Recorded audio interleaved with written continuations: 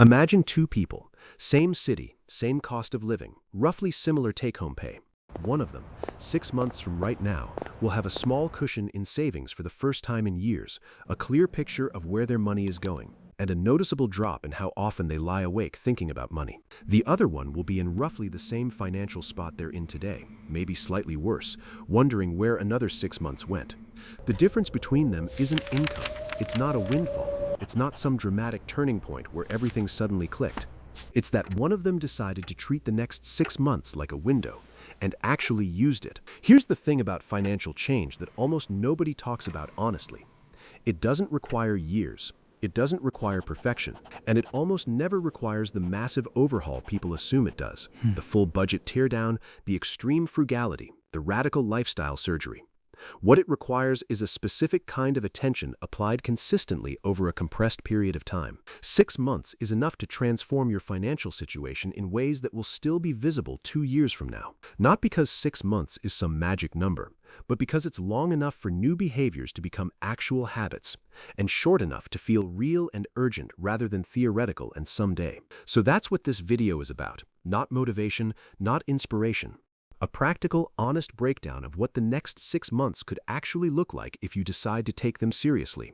Let's start with something uncomfortable. According to the Federal Reserve's most recent survey of household economics, only 55% of American adults say they've set aside money to cover 3 months of expenses in a rainy day fund. That means nearly half the country is one job loss, one medical bill, one car breakdown away from a genuine crisis.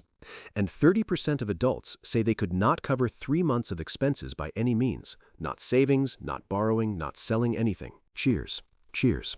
The median amount Americans report having saved for emergencies is $500. $500. That doesn't cover a transmission repair. It barely covers an emergency room copay. Federal Reserve. Nearly half of Americans say their financial situation actually worsened in 2025, with the most common setback being unexpected expenses. UIs. Now, none of that is meant to make anyone feel bad. Most people in that situation didn't get there by being irresponsible or foolish. Life is expensive. Wages haven't kept up with costs. Things happen. The point of those numbers is simply to establish that if your finances feel stuck, you're not uniquely broken. You're in the middle of a very common experience that has real structural causes and also real personal solutions. Because here's what else is true. Financial situations change. They change faster than people think. And the people who manage to actually change theirs almost always do it through the same basic process, even if they don't label it that way. Month 1. Get honest about where you actually are. Before any real change is possible, you need a clear picture of your current situation. Not a vague sense of it, an actual picture. This is the part most people skip, usually because it feels uncomfortable. Pulling up your bank statements and adding up what you spent last month is not a fun Saturday morning activity. But it is the most important thing you can do first, because almost everyone is wrong about where their money goes. Not wildly wrong, usually, but consistently wrong in ways that matter. The process here is simple. Pull the last 2 or 3 months of statements, checking, credit card, whatever you primarily use, and categorize everything. Housing, food, transportation, subscriptions, dining out, personal care, random purchases. You're not trying to create a perfect system. You're just trying to get an honest baseline. What you find will probably surprise you in at least one category. Maybe it's what you're spending on takeout, not because eating out is bad, but because the number is much higher than you estimated. Maybe it's a cluster of subscriptions you forgot were active. Maybe it's the gas and parking situation you'd been mentally rounding down. Something will be off. It almost always is. Write those numbers down, not in an app necessarily, though apps are fine, just somewhere you can see them. Monthly income in, monthly spending out. The difference between those two numbers tells you your current margin, which is the most important financial number you have. If you're spending more than you earn, your first job is to close that gap. If you have a small positive margin, $100, $200, $300 a month, your job is to protect it and then start directing it somewhere intentional. If you have a significant positive margin that isn't going anywhere meaningful, your job is to figure out where it's leaking. Month 1 is about clarity. Nothing more, nothing less. You cannot fix what you haven't honestly looked at. Month 2. Make two decisions that are hard to undo. Once you have an honest baseline, month 2 is about taking 2 or 3 actions that are structural, meaning they change your financial situation automatically, without requiring you to make good decisions every single day. The reason this matters comes down to something researchers in behavioral psychology have been pointing out for years. Willpower is finite. Discipline-based approaches to money management tend to fail not because people aren't motivated enough, but because they rely on making a correct choice every single time a spending opportunity arises. That's a high bar. It's exhausting. And eventually, life gets in the way. Structural changes are different. You make one decision, and that decision keeps working without you having to remake it. What does that look like in practice? The most powerful version of this is automating your savings. Set up an automatic transfer, even a small one, $50 or $100, from your checking account to a separate savings account, timed to go out the day after your paycheck hits, before you have a chance to spend it. This is not a new idea, but it works in a way that putting save money on a to-do list doesn't, because it removes the decision entirely. The second structural change is canceling things you're actually done with. Go back to those statements from month 1 and find every subscription you're paying for but didn't actively use last month. Most people find 2 or 3. Some people find 7 or 8. Cancel the ones you've been meaning to cancel. That money doesn't disappear. It becomes part of your margin, available to be redirected. A third structural move, if it applies to you, is renegotiating a fixed expense. Insurance is often renegotiable, especially if you've been with the same provider for a while without shopping around. Internet and phone bills have more flexibility than most people realize. One call, one conversation, sometimes yields $20 or $30 a month. That's $240 to $360 a year for a single phone call. These aren't dramatic moves. The point isn't to transform your lifestyle overnight. It's to move your money around so that the default version of your finances is better than it was. So the automatic behavior is the good behavior. Month 3. Build the first layer of stability.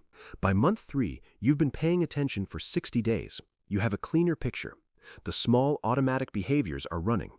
Now it's time to get focused on a single specific goal for the middle of this 6-month window. For most people in the early stages of financial change, that goal should be an emergency fund, not a large one, just a small one. 1 month of essential expenses, 1 month of rent and food and basic bills. Why this specifically? Because without a small financial buffer, any unexpected expense, a car repair, a medical copay, a busted appliance, sends you to a credit card or puts you back at zero. It's the financial equivalent of trying to build something while the floor keeps falling out from under you. A small emergency fund is the floor. Let's put real numbers on this. The average American household spends somewhere around $6,400 to $6,600 per month on living expenses, according to Bureau of Labor Statistics data. 1 month of essential expenses, stripped down to rent, utilities, groceries, transportation, is probably somewhere between $2,000 and $3,500 for most single-income households. Less for roommate situations, more for families with multiple dependents. If you're putting away $150 a month automatically plus the $50 a month you freed up from subscriptions, you're adding $200 a month to savings. In 3 months, that's $600. In 5 months, $1,000. These numbers feel slow at first, but $1,000 is $1,000 more stability than you had before. It's the difference between a flat tire being a minor annoyance and a flat tire being a financial emergency. The goal for month 3 is to keep the automation running and stay focused on filling that small emergency fund. Not retirement, not investments, just the floor. Month 4. Get clear on what's slowing you down. By month 4, most people who've been paying attention hit a natural wall. The initial energy of change starts to wear off. Old spending patterns try to reassert themselves. And a more complicated picture of your finances starts to emerge, one that might involve debt or a larger financial gap than you initially wanted to admit. This is a normal part of the process, and it's worth talking about honestly. If you have credit card debt, month 4 is a good time to face it directly. Not to panic about it, but to look at it clearly. How much? At what interest rate? With what minimum payment? A lot of people carry credit card balances without knowing their actual interest rate, which makes it impossible to understand what that debt is costing them. The math here is brutal and worth understanding. If you're carrying $5,000 on a card at 24% interest and only making minimum payments, you'll pay that debt for years, and you'll pay well over double the original balance by the time it's gone. That's not a scare tactic. It's just what high-interest debt does when it's left alone. The good news is that debt is also one of the most responsive financial problems to consistent, focused attention. Even an extra $75 a month applied to the principal of a high-interest balance makes a meaningful difference in how long you carry that debt and how much you ultimately pay. Month 4 is about looking at whatever is most significantly slowing your financial progress, whether that's debt, overspending in a specific category, an irregular income problem, or a pattern you've been avoiding, and making one concrete decision about it, not solving it entirely. Just making a decision. Month 5. Build the habit of checking in. Here's one of the quieter insights about lasting financial change. The people who maintain it over years are almost always people who have some form of regular financial check-in built into their lives. It doesn't have to be elaborate.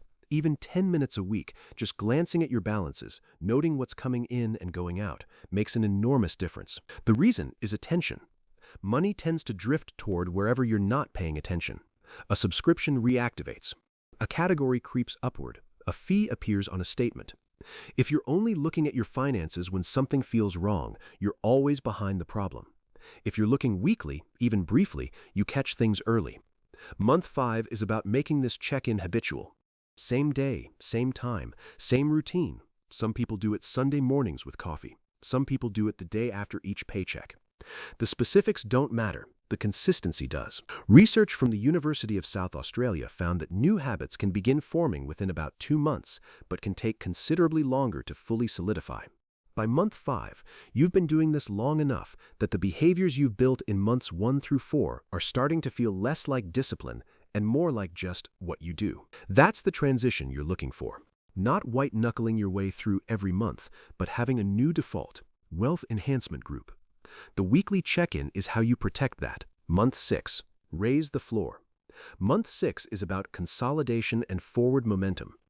By now, if you've followed this process with any consistency, something real has changed. You know your numbers. You have some savings, maybe not a lot, but something. You've cut at least a few drains from your budget. You've dealt with or at least confronted whatever was most slowing you down, and you have habits in place that are actually running.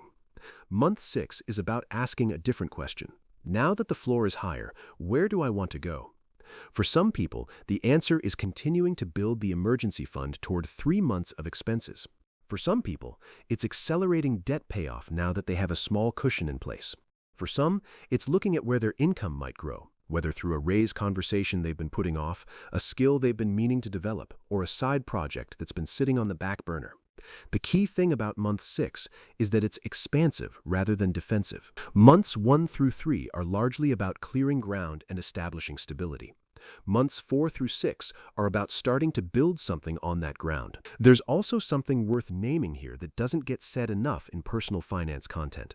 The psychological shift that happens when you have even a small financial buffer is significant. 2 in 3 Americans say they don't believe they'll ever save enough to feel financially secure. But the research on financial stress consistently shows that even a small amount of liquid savings dramatically reduces anxiety about money. Not because the number is impressive, but because having something is fundamentally different from having nothing. Forbes. When you have nothing, every financial decision is made from scarcity.